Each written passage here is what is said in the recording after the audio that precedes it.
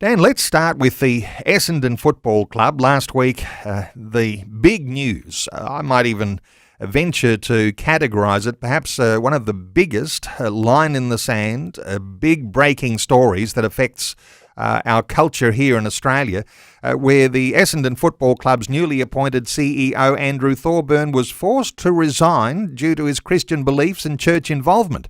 You've obviously been monitoring that along too. What are your perceptions, Dan? Well, it's an interesting one, Neil.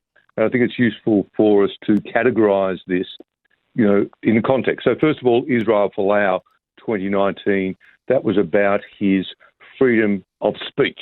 He said something.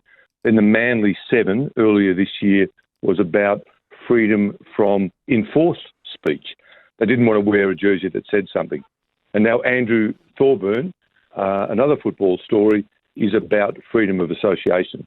So Andrew has said nothing, but attends. In fact, he's the chairman of the board of City on a Hill in Melbourne. Now, and what is an issue here is his association.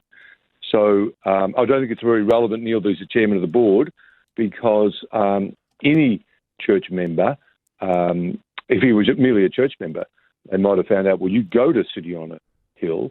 They have said this in a sermon in 2013. What they said was homosexuality is a sin, but they, was a very supportive set of statements, and in there was the phrase homosexuality is a sin. They also said that, we look back and we grieve at the Holocaust. We may look back later and grieve in a similar way about abortion. That was the tone in which all that was said. So this was put to him, and he was basically asked, well, you have to choose your church or the football club, because what's said by City on a Hill, a church which you won't denounce, is inconsistent with our values. So he is being strung up for associating with a church that has orthodox Christian views. And my concern, Neil, is that if the Essendon Football Club is correct, if that's a correct thing to do, then any employer could target any church-going employee and, assert, well, the church you go to, their values are not consistent with the values of this organisation, so you have to go. So it's really a very low watermark for, I suppose, to trip a risk for basically anybody who goes to church. Anyone who goes to church, and I think you can assess whether you might be at risk, Dan, if your workplace has an inclusion and diversity policy. And there have been workplaces, departments who've been working on these feverishly now for a number of years, trying to get all these things in place. And if your workplace actually has that sort of policy, then that probably puts you a little at risk, doesn't it? Well, I think so. We don't want to be alarmist, but I don't think we are. We are in a situation now where being a Christian is a risky business, particularly if you're associating with a large corporation. Now, thankfully, not everyone is buying into this madness. I see today that Deloitte, Australia's chief executive, Adam Powick, has, defended Andrew Thorburn, says, look, this is wrong. Deloitte's, they'd be as, mainstream as any consulting firm. They're saying, look, when you get rid of Christians like this, you miss out on diversity and the different approaches that come with that, and this is wrong. So I'm glad he's not alone in this. I'm glad that we have other corporates speaking up for Andrew Thorburn, but it's concerning. And Neil, we launched a platform on Friday afternoon to allow people to write to the board of the Essendon Football Club, including its chairman and the AFL, and to say, look, this is absolutely not okay. This is not fair play. This is not something that we will tolerate. And so I imagine that the Essendon Football Club thought, well, look, we'll get a couple of days of bad headlines, then it will blow over. But in truth, over the course of the weekend, over 10,000 people have written to the club and to its board members complaining that Christians aren't welcome at the club and that football culture has become toxic, and making the point that, why should we be able to go to an Essendon football match but have to leave our faith at the gate? So these complaints are being made, and we are in the process of developing a petition to go to Prime Minister Albanese based on this, saying, look, people want him to bring in actual protections for freedom, freedom from this type of dismissal. So that's underway, Neil, to give people some relevant activity. Dan, late last week there were calls for reinstatement in the CEO role that came from the opposition leader Peter Dutton, and there are calls or speculation that he might, undertake some level of legal action against the Essendon Football Club now. And given you've got this sort of legal background as a barrister, for listeners, where would that sit legally? Is it possible that he might pursue damages here, and should he? Because perhaps some are saying, well, unless you do fight for this right, it'll be completely lost. Look, you're absolutely right. Religious belief or activity is a protected attribute under the Victorian Equal Opportunity Act, and that means that an employer cannot discriminate against an employee by reason of religious belief. So the law in Victoria is quite clear that he would have a cause of action. So whether or not he chooses is a matter for him, but he should not have to choose between his job and his religious activity.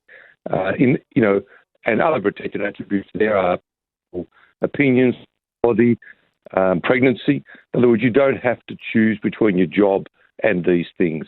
And for the Essendon Football Club, and my view is that to have put this choice to him, that does constitute unlawful discrimination. Now, I'm not a practicing lawyer. I don't have the final say on this, but I think the wording of the legislation is pretty clear. Dan, you're a Victorian, and, I can't leave a conversation like this without some reflection on the Victorian Premier, who was owning his own faith as a Catholic and thinks that holding positions on marriage and abortion that Andrew Thorburn holds to be abhorrent. Now, some are saying this is the height of hypocrisy, but isn't it the case that, if you're the Premier of a nation, of a state, as you are in Victoria, and you're holding to the views, or are you saying you're actually aligning yourself with the Catholic Church, that it's the same thing as Andrew Thorburn? Shouldn't the Premier be removed? Well, on strict logic, yes, because no doubt the Pope and church leaders, including Archbishop Comensoli, would have a view that homosexuality is not in line with the Bible, practicing homosexuality, and that abortion is wrong. And so, if he aligns himself with Catholicism, he would be at risk. But what he actually said was that the comments that made on the City on a Hill website in 2013 in those sermons were bigotry, they were hatred, they were absolutely appalling. So he, is having a bet each way, if you like, but he is certainly coming down very hard on Andrew Thorburn and believes that he is unfit to have any senior leadership role in the Essendon Footy Club or anywhere else in society. Dan, just to, bring the pressure down here for listeners who might be concerned about holding these sorts of views, that these views that are under contention now, these are mainstream views on marriage and family and the value of life of a baby in the womb, and things that we talk about so often on a program like this, being pro-life, being pro-family. It certainly is a major change that these are no longer considered mainstream. That's something that some people will be very concerned about, but some might be thinking maybe I need to revisit how I think about those views. What are your thoughts just for holding firm? Because those views are not going to be changing. They're still going to be the obvious views that we'll hold on to for generations to come.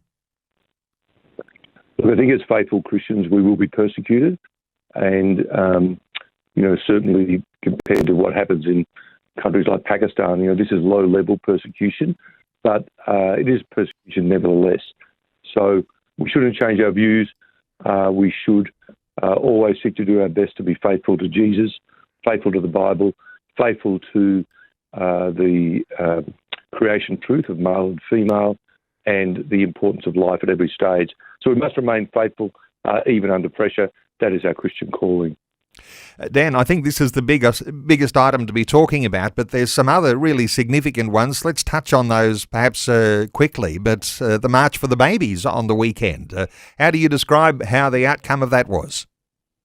Look, it was pretty tumultuous, to be honest, Neil. Bernie Flynn was speaking. He's a pro-life MP. The stage was stormed and there was a tussle with Bernie on the stage. So there were quite a number of pro-abortion activists who were very angry in the crowd, wearing devil's horns and, with some pretty horrible signs on their T-shirts, very activated. I think this is all because of Roe versus Wade being appealed in the US. So that's caused a lot of militancy in the pro-abortion movement, and they took vengeance really on the very peaceful mums and dads with babies in strollers at the March for the Babies in Melbourne on the weekend. It's not surprising given the repeal of Roe versus Wade, but it shows the difficult nature of the spiritual battle we are in. Obviously, our fight is not against these people. It's a spiritual battle, and it manifests through people often who are, quite broken themselves, who Jesus loves, but it's something we have to contend with. And they certainly was a battle very visible in Melbourne on Saturday. Not just simmering along, but at times boiling over, this sort of anti-Christian, anti-life sentiment, and especially being seen in Victoria. You've got a state election coming up at the end of November. Any thoughts on how things are likely to work out with the state election? From what I understand it, Dan Andrews is not really facing a whole lot of stiff opposition, but what are your thoughts for the upcoming election? Well, there's very strong, sentiment and seem to be backing by polling is that Daniel Andrews is quite safe. But in a sense, he's written his own campaign message saying that Christianity is bigotry, hatred, and absolutely appalling. And so I think he has certainly damaged himself here. Matthew Guy does not hate Christians. He's definitely a fellow traveller with Christians. He hasn't been as strong as many would like. But that's quite different to Daniel Andrews, who's been quite militant against Christians. And so I think over the last week, for Christians, Daniel Andrews himself has done the work of designing the messaging that will be deployed, no doubt, by many Christian groups in the lead up to this election. I noticed there's, at least the opposition in Victoria has got a bit of a headline on reducing the cost of a fare on the train system in Melbourne. There's some things here that some are talking about as positives. Those are not faith issues so much, but so far as these sorts of issues and Matthew Guy as a potential alternative premier, does he have a chance? Do you think, in your estimation? Look, if he was successful, he would have to beat all the polling that is available. And, there's a question about, would the Andrew Thorburn incident be relevant to the election? Look, it might be. I know the Christians will mobilise on this. And what will be, I think, important for us to do, Neil, is to do some sort of polling now about views and then do that polling at the end of the campaign and just see to what extent this message has cut through. I would think this will have the impact of reducing the margin in his own seat of Mulgrave. Christians will be active in Mulgrave, and there's no doubt that the statements he made last week describing beliefs that almost all of the churches have in Melbourne as bigotry will have an impact. Time's running short. Let me ask you about one more very important issue, Dan. And that is the fact that the Australian Christian Lobby has now been designated as a hate group. What are your initial reactions to that thought?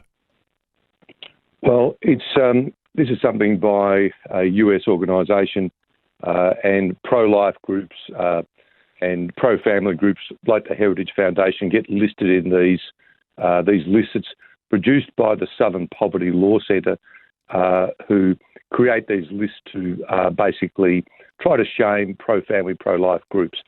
At the end of the day, to do that to Australian Christian Lobby is defamatory. It's divisive and it's just completely untrue. And, this is a left-wing extremist group from America who are basically saying Christians are the problem. And, we're honestly, we have had enough of this, and in a sense, ACL, we're pretty robust, but while we get named in that way, in the same week, Andrew Thorburn gets booted from his football club. So, I suppose all the Christians are in this group or this category of inverted commas, promoting hate.